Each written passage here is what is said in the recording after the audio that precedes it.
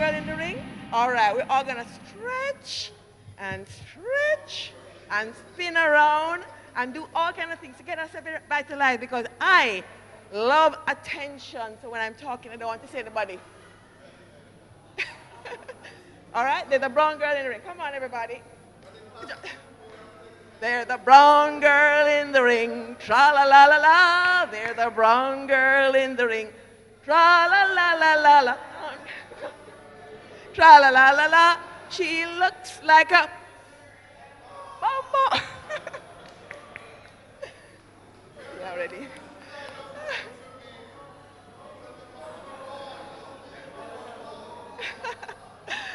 All right, I hope you're stretching and getting revitalized. I will certainly. All right. Okay, can you all sit down now? And I will be very, very, very brief because one of the advantages of being the last person is that I did say I was jealous. And I did say I like to have everybody listening to me, all right? One of the advantages of being the last person on the program is that everybody else have said something already that you're going to say before. So I will just briefly round it up. During the course of the presentations, I was actually on my presentation taking out snippets of things out, all the slides that I would have been mentioned already, so I'm going to tighten it up. I've tightened it up quite a bit. So my presentation, sorry, will address 5 points really. What is competency-based assessment? I'll probably have to wait until I have everybody's attention. All right. So what is competency-based assessment? Tra-la-la-la-la. Tra-la-la-la-la. Some of the philosophical underpinnings of competency-based assessment, the fundamental principles of CBA, which is competency-based assessment, strengths, weaknesses, and limitations, because you have to understand what they are in order to avoid them, and competency-based training and assessment and the implications for the workforce, very briefly. So what is competency? Who can tell me what that is? Anybody? Anybody want to volunteer a definition of what they think it is? What is competency? Knowledge and attitude, yes, it is involved in competency. What is it really? All right, well, ILO, International Labour Organization in 2011, defined it as a group of attitudes, dexterities, skills, and knowledge required to carry out identified productive functions to a determined standard in a work environment. Notice I underline the word identified and I underline the word standard because the identified functions would create the standard for operations, all right, that you'll be living by or working by or assessing persons by. What does it mean to be competent? And here I am an expert, so says Cecil Cornwall. I'm an expert in assessment, but still I don't know what it means to be competent in its entirety. What exactly does it mean? It's a lot of things.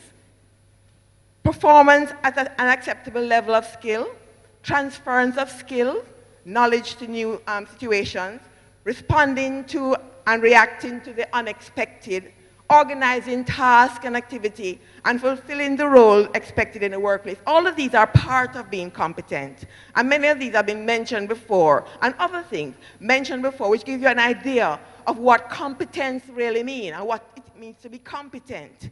Because you must remember also that competence has to occur within a context, right? Now, we've heard a lot of things about competency-based assessment, modularization of learning, open and entry exit, as mentioned by Dr. Don Pierre, self-paced learning, credit awarded for prior experience, assessment reference to standards, and graduates being job ready. All of these things relate to CBET, competency-based training and assessment. If you are going to apply these are the things that you're going to expect to occur in your training and assessment and entirely. Right? Now, What is competency-based assessment? As defined, a system of capturing and measuring a person's knowledge, skills, and attitude in an area and the application of these to the workplace. And that last part is very important in competency-based assessment. Application of these to the workplace. You can't separate the workplace from the training in assessment, in competency-based assessment. A means of providing portable qualifications that is judged against a nationally recognized or endorsed competency standards. So you have to assess against something. What is the benchmark you're going to use to say that this person is competent? So first of all, the very first thing that has to happen is the development of standards that you're going to use as a benchmark for competence. Now, in terms of the philosophy surrounding competency-based assessment, we can identify three basic tenets. Competency-based assessment is criterion referenced or standards-based. As I said, it has to be based on something that is established. You cannot assess out of the air, so you go home and say, okay, let me do a test for this thing, and you do. It has to be mapped against what is established as a benchmark. Assessment is developed against industry standard or a set of criteria to establish competency. The second philosophical underpinning is that it has to be participatory. You cannot, as an instructor, just assess without bringing the candidate or the student or the trainee into that assessment. Candidates are involved in the process of assessment. It's not about writing a test and then marking it and giving it back to them. They are involved in the process. And evidence-based is another tenet of our philosophical tenet. Evidence is sufficient and mapped to the competency standard.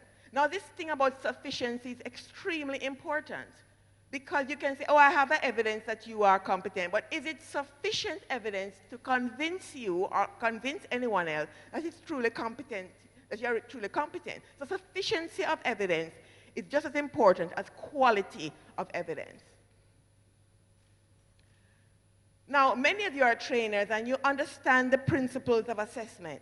And many of you have heard of, or you're in education, you've heard of validity and reliability. That's two of the major standard criteria for any assessment tool, validity and reliability. But when it comes to competency-based assessment, we have to go further. We have to talk about authenticity. Is the assessment tool you have developed authentic so that it is mapped to the industry? Is it flexible? Does it apply to more than one situation? Or is it just for people who are in one particular context? So we have to talk about authenticity, flexibility. Is it fair and equitable to all? So we have to talk about fairness. And is it sufficient? So all of these qualities or principles must be embodied in any assessment strategy or any assessment tool or instrument or whatever that you develop.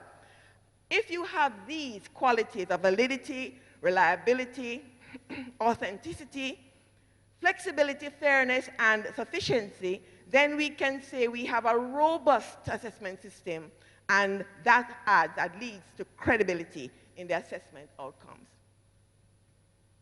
Principles of validity speak about judgments that are made based on evidence. It must be mapped against the standard to be valid. Reliability speaks of consistency. If you are an assessor using the same evidence as I am to make a judgment, it must be, whatever we're using must be consistent. So I must be able to say, yes, this person is competent, and you, using the same information, should be able to say the same as another assessor. So that reliability is critical. And one of the problems we have is that we don't have sufficient trained assessors to make assessment decisions that are reliable. So we have to constantly be looking out for that kind of thing. Your assessment decisions that you make must be reliable because whatever you do, it must be based on certain principles. Flexibility, recognizing the competencies regardless of where they are acquired. But yes, we talk about prior learning assessment being,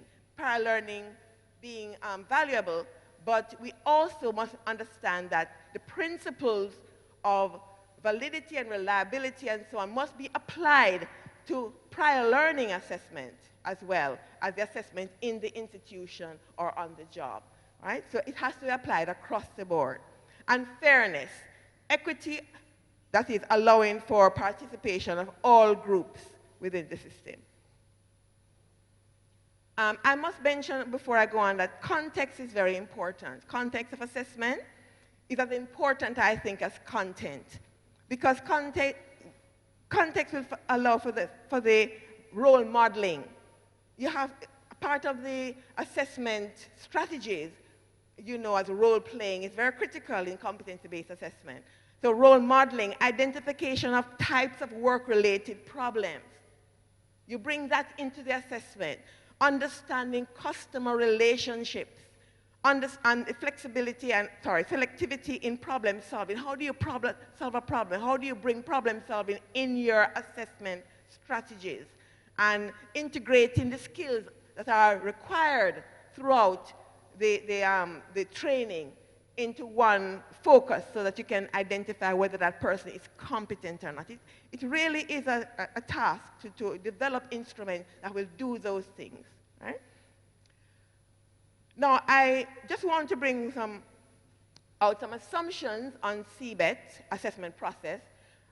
First of all, the identification of outcomes must be critical, must be done. They must be industry approved and labor market designed. Dr. Dunpierre mentioned that earlier. You've got to get industry involved in order to identify the outcomes. You have to know what the labor market demands in order to identify the outcomes.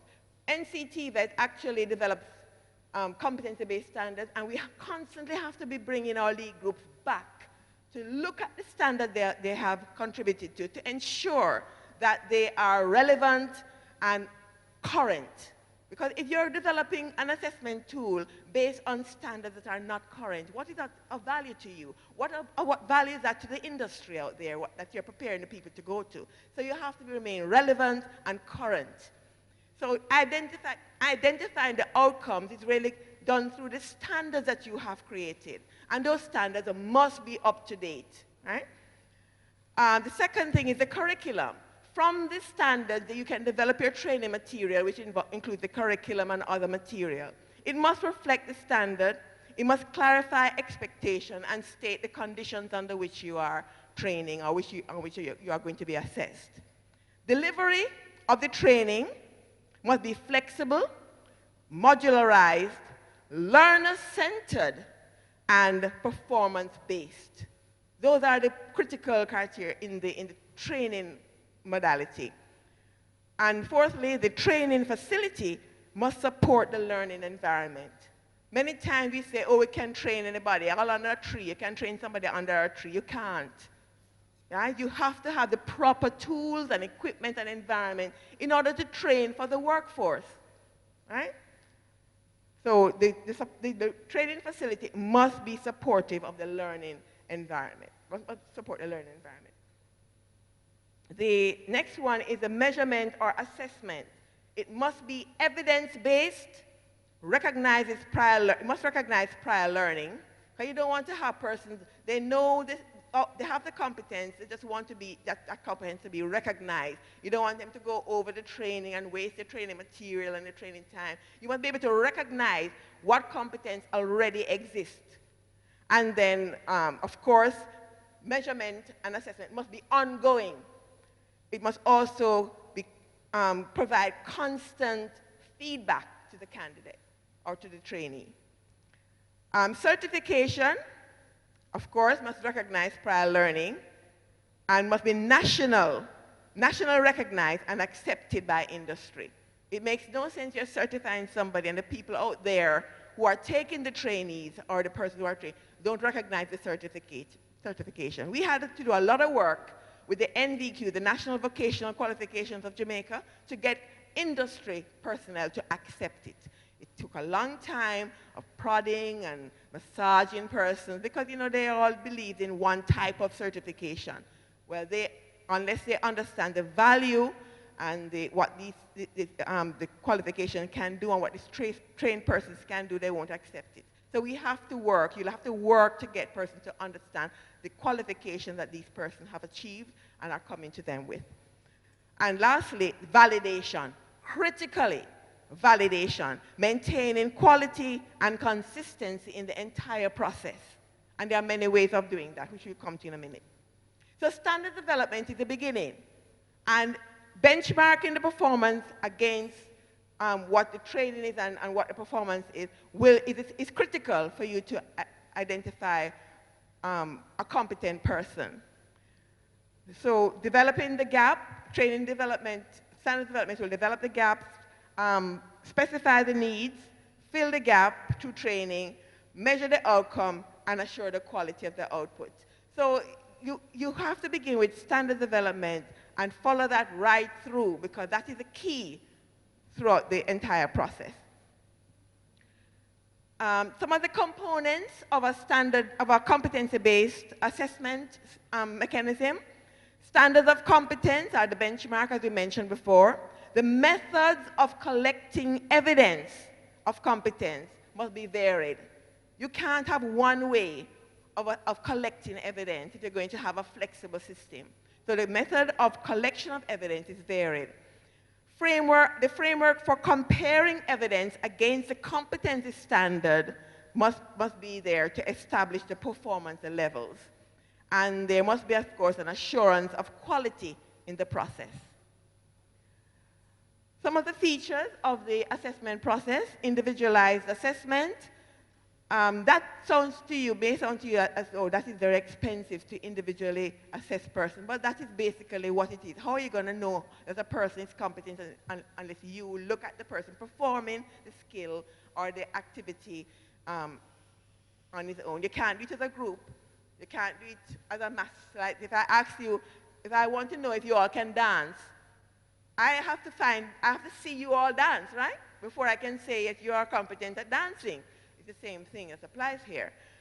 There has to be varied method of capturing the evidence. So I don't have to watch each of you dance, really, just to know. You could give me a certificate to say you got it at the last dance, whatever they call it, party you had, you know?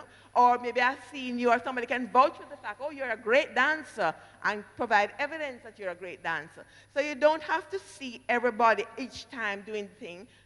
If they can provide the evidence that they have done it and that evidence can be verified, then it is accepted as critical evidence for assuming competence. Approved assessment centers must be used in assessment because with the approved assessment centers, you are recognizing that the critical factors that are necessary for the environment of assessment to be done in is present. You can't have, as I said, you can't have assessment being done on the tree when you don't have the requisite facilities around you. So we have approved assessment centers that will allow for the quality of the assessment to be maintained. Then there are trained assessors. Not everybody can assess with CBET. You have to be trained to know how do you use it, competency-based strategies to assess an individual.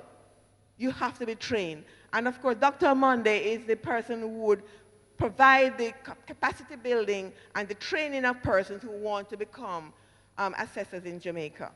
Right? So trained assessors, we have difficulty finding trained assessors for every area. And every time we have a new and emerging skill, we have to be searching for competent people, training them as assessors and getting them out in the system so they can assess and deem the person's competent. So that's a very critical facility that you need to have in place.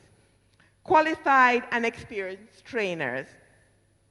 You can't have training going on and assessment unless persons who are doing the training are qualified and experienced. We have a lot of persons in Jamaica who are training, yes, but they have never worked in industry. So what we do, we insist that they have what we call furlough experience. So they leave the classroom every year for about 3 to 4 weeks and go into industry, place them in there so they can get the feel of what it's like. How can you be training people to go out there in the industry and you don't know what it's like?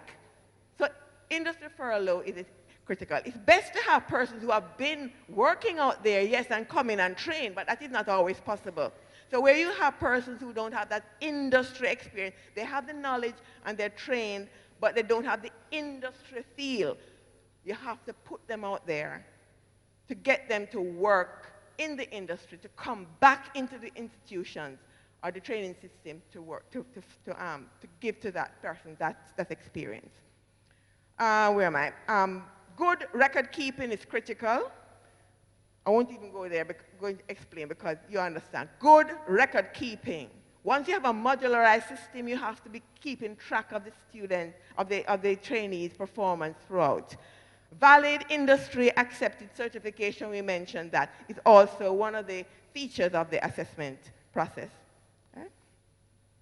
Now, methodologies may be varied, as I said. You have on the job, and that's the best kind, because you go in, you see the person, the facilities are all set up, and everything is fine and ripe for assessment, training and assessment. That's fine. We can understand that. I have a welder who wants certification. They come to me and say, Miss, I'm working at this plant, and I need to be certified. I map his performance against the standard. He knows what he's going to be doing. I go in and I assess.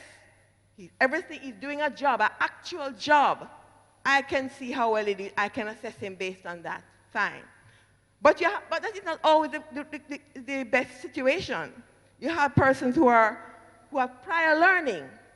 They can claim that, oh, I've been a welder for 10 years, and I've done X, Y, and Z. Then I can go in, look at his competence, look at his testimonials, and map it against the standard. Once it is verifiable, and it's not just evidence, it's verifiable evidence that states that, yes, that person can be vouched for.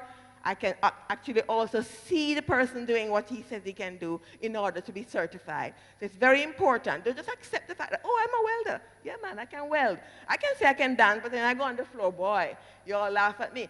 Same thing. You must be sure that you can do what you say you're doing against the standard. Because you have to compare the person. If you compare the person who's certified on the job as though the person is certified by prior learning, they must be the same. They must be equally competent. And the standard is the thing that does that.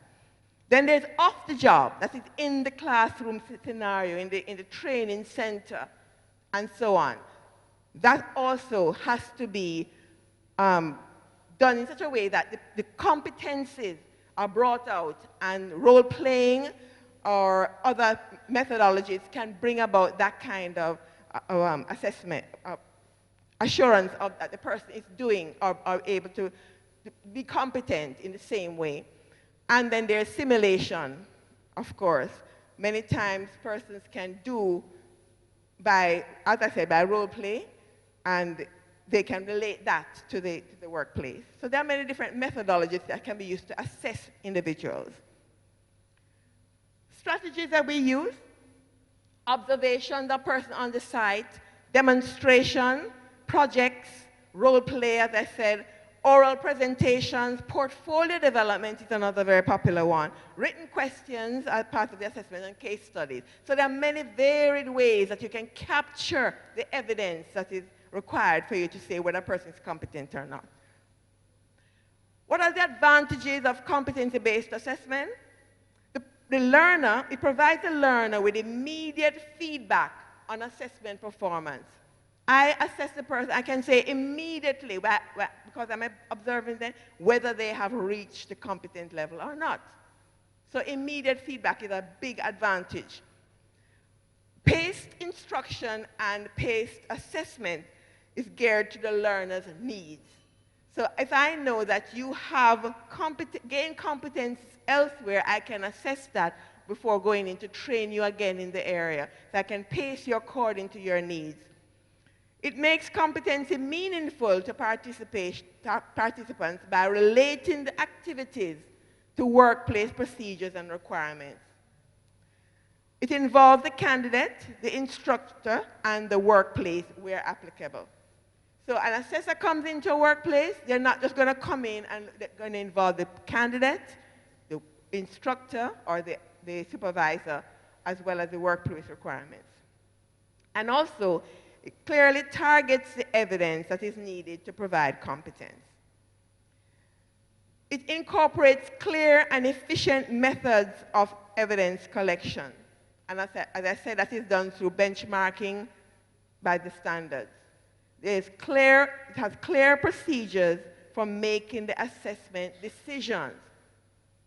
And the assessment guidelines that we provide will allow assessors to operate in a particular way, right? Because you have to have decisions made about assessment that is consistent throughout. Include an efficient record-keeping system. We have a database of all the persons assessed and certified so that we can know exactly who, and a candidate can go on in any system and see where he is at any point in time. And of course, it ensures that the candidate is given clear and constructive advice and feedback. So the competency-based assessment strategies or procedures have a lot of advantages. To the learner can easily know where it's going to be because it's easy to hit the target when you know exactly where you're aiming. The aim over there, the target, is a standard. I know exactly what I want to aim at, and therefore it's easy for me as a learner to know exactly what it is I'm going for, right? It's easier to do well when you get practice and feedback along the way, and that is one of the principles of training, competency-based training, when you're constantly being given the practice. Learn strengths and weak areas as they go along. They know what to focus their energy on, and it prepares you for advancement and encourage innovation and entrepreneurship. Now, one of the major features, one of the things that you must understand about competency-based training and assessment is that quality assurance is key. Because it involves so much, you have to ensure that everything is going the way it should go. And that's what quality assurance is all about. So we have things like audits of the facility, of the training facilities. We audit them to ensure that they're at a standard. And we have those standards documented. So everybody who runs a training facility must follow these standards. It must be at the same level of operation, not below. Can always be above, but not below. You must have constant requirements across the board. So I can't have something at one end of the island operating in a particular way and another and at another. You must have a common understanding of what your facilities must be like in order to offer a program. And the audits will do that. Standardized training material in the same way that also set the tone of how you provide, what you provide to the individuals you're training. Assessment audits, we go out on a regular basis to observe the kind of assessment is going on in the institutions to make sure that they're in keeping with the guidelines. Monitoring and evaluation, I don't need to say much about that. Everybody knows that monitoring and evaluation is critical in any process that you use to ensure quality. Moderation activities, the test instruments that are used by the assessors must be of a certain quality, and the decisions that they make must be at a certain level as well. It must be consistent and reliable, and this is what we check for in our moderation activities. Trained and qualified instructors must also, it's also constant. We constantly train and improve the assessors and instructors. Train and the verifiers as well. Verifiers will go out as well and do all of these checks. So it also is essential that every institution who is offering training must have their own internal quality assurance system. Because it is not enough for me to go out and check what you're doing out there as a training institution. You must be internally conscious of what are the things that you must do to keep your quality at a certain level within your institution, your training institution. And that's what we encourage for all the training facilities that are there. There are weaknesses, and you must know there are challenges in any system. Let me go through some of them. Concept of competency is not well defined. That is a weakness, because if you all have a different concept of what competency is, then you're going to have different interpretations, and the interpretations are going to lead to different activities and some persons are going to operate at a higher level than others. You have to have a constant and a thorough understanding of what competency is. No shared understanding about competency-based assessment. Again, understanding the principles of competency-based assessment has to be common, or you're going to find yourself meeting on pitfalls that are going to be problematic for you in the future, because you don't want to be sending out individuals out there, and some are good and some are bad. When I say good and bad, I mean some are competent and really know what they're doing, and others don't have a clue, but they're both certified. You understand? They're all certified. And what does that do to your certification? If the outcome, if the output is not constant, what does it do, constantly good I mean? What does it do to your certificate?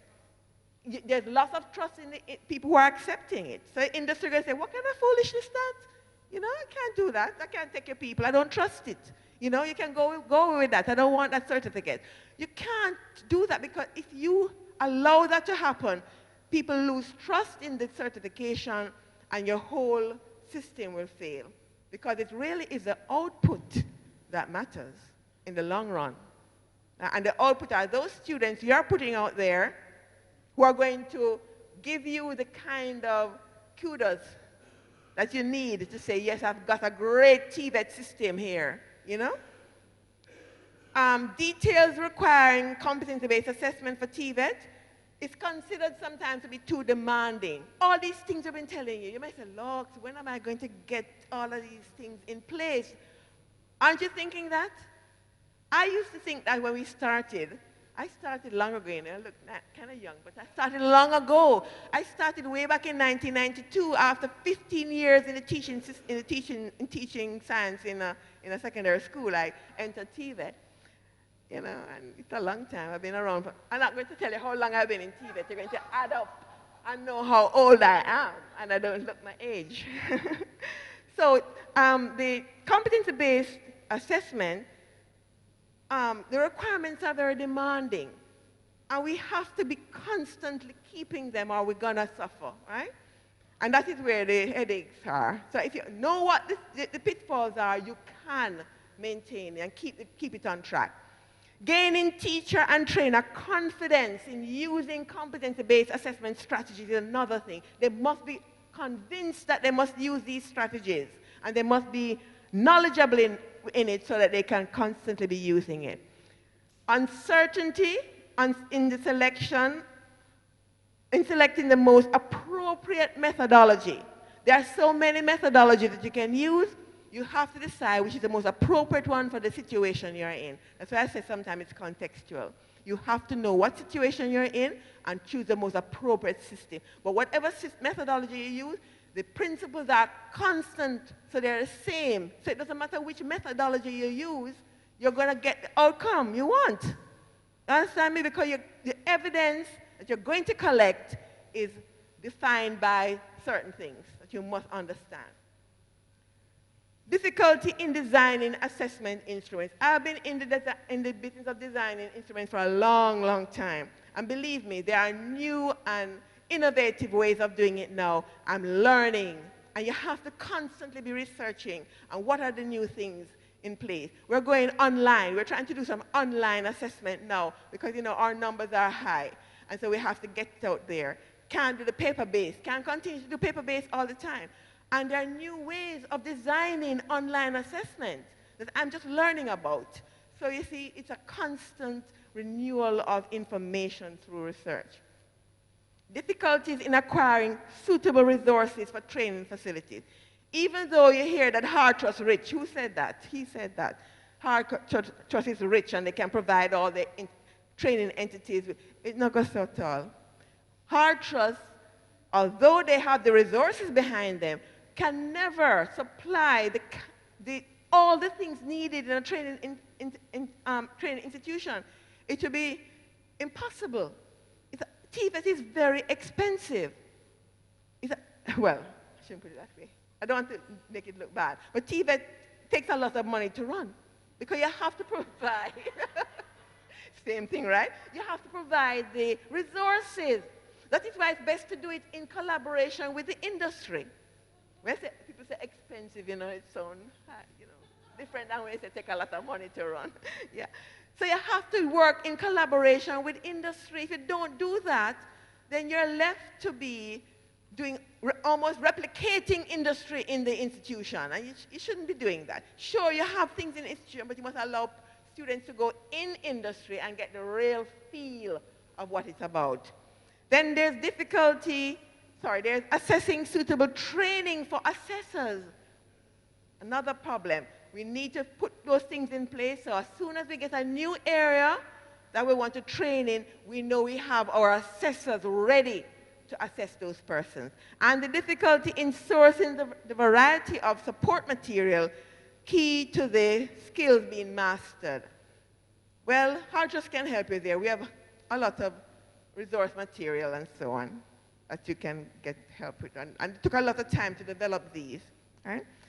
Okay, so moving on, I'm not going to be very long, much longer.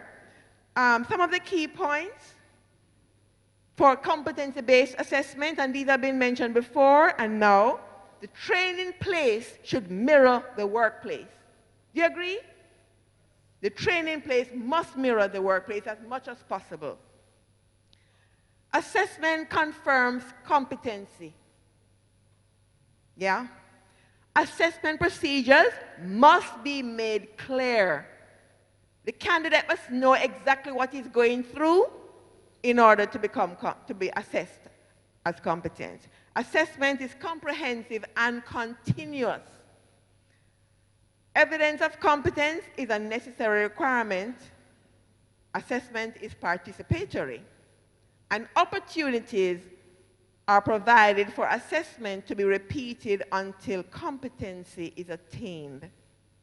So it's not a one-shot kill all. It's not a once you don't get it, that is you're dead. No, you have to provide the opportunity for persons who were assessed and were found not yet competent to be given additional training in order to be assessed again until the person is deemed competent.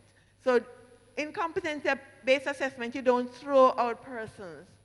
Once they are not found competent, then they're given the opportunity to be retrained or pumped up in some way or given additional training so that they can be reassessed.